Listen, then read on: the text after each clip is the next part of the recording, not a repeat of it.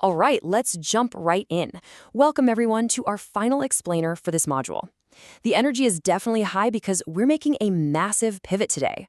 Up until now, we've spent a lot of time wrapping our heads around the theory, really understanding what inclusion means. But today, we're shifting gears. We're moving from just thinking about inclusion to actually intentionally enacting it in real-world classrooms. This is where the rubber meets the road. I want to anchor everything we talk about today on this one idea. Inclusion is not an add-on strategy, it is a structural, ethical, and political orientation. That isn't just a nice-sounding quote, it is literally the foundation of our entire approach. Inclusion simply can't be a band-aid that we frantically slap on when a student runs into a hurdle. It has to be our structural baseline from day one. It's about challenging who the system was built for in the first place and completely reshaping our methods from the ground up. Think about how we traditionally operate as educators. Usually, it's all about individual accommodations, right?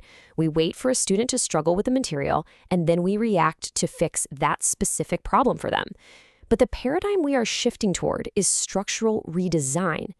Imagine you have a student who really struggles with dense text.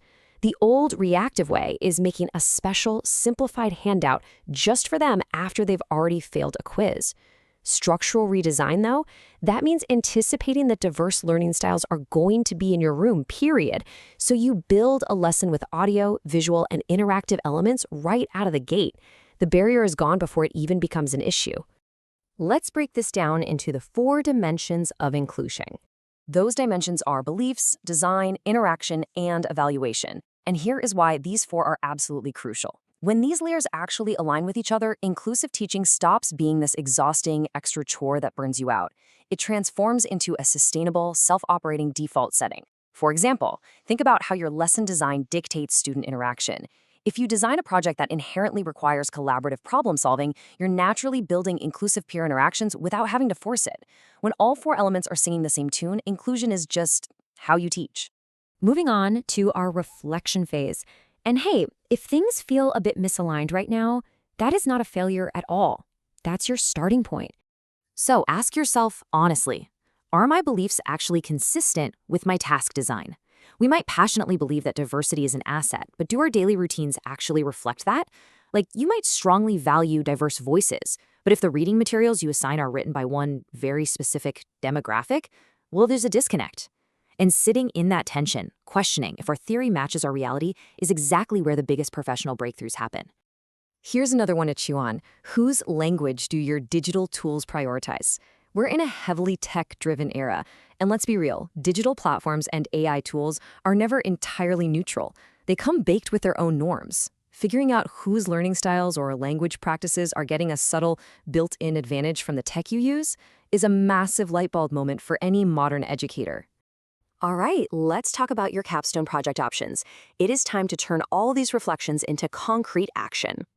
You've got 4 really distinct pathways here. Option A is a reflective inquiry, where you'll dive deep into your own identity, your blind spots, and the conditions of your institution. Option B is a classroom audit. Basically, you analyze your own room and redesign one specific routine. Option C is perfect if you want to take a broad inclusion policy and translate it into practical, everyday classroom steps. And finally, Option D is all about assessment design, taking an existing exam and revamping it to be much fairer. Having these options is key because your context is everything. You need the flexibility to pick what actually makes sense for your students. And just a quick reminder, you can submit this in any language. We're evaluating the critical thought and the feasibility, not the grammar. The roadmap to wrap this up is super simple. Step 1, pick the pathway that fits your goals. Step 2, upload your project to the forum. And step 3, the most important one, take action. Do not lose the incredible momentum we've built up. Start implementing this plan in your classroom right away. As we close out this 5-minute explainer and wrap up this journey, I'm going to leave you with this. What is that one specific question you are going to carry into your practice tomorrow? Inclusion isn't a checklist. It's a completely new, ongoing structural orientation.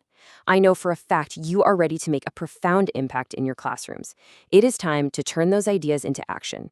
Good luck with your new designs, everyone.